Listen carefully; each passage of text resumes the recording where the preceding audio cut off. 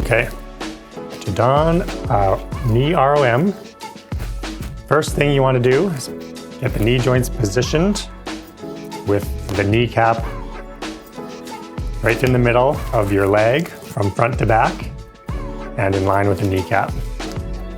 And then the strap right below the knee is the first strap that we're going to do up.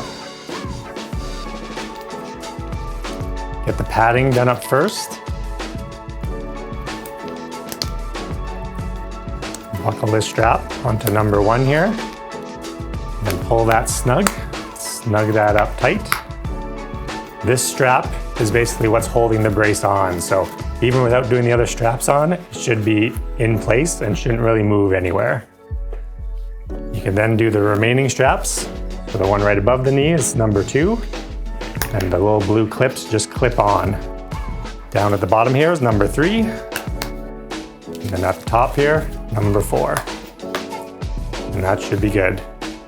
These 2 straps here are too tight, it can actually force the brace down. So we want them not too tight. Should be able to get a couple fingers in between. If these are too tight, it'll force the brace down.